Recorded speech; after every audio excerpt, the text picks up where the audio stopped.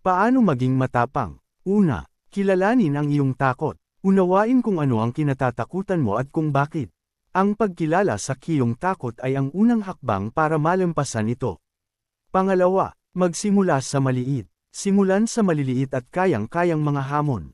Ang bawat maliit na tagumpay ay magpapatibay ng iyong kumpiyansa para sa mas malalaking pagsubok. Pangatlo, positibong pag-iisip. Hikayatin ang sarili ng mga positibong kaisipan. Ipaalala sa sarili ang mga nakaraang tagumpay at ang iyong kakayahan na harapin ang mahihirap na sitwasyon. Pang-apat, maghanda at magplano. Ang pagiging handa ay maaaring magpababa ng kaba at magbigay sa iyo ng pakiramdam na kontrolado mo ang sitwasyon.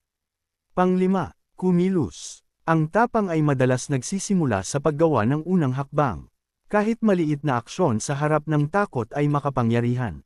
Paki-follow na rin po para sa iba pang kaalaman. Maraming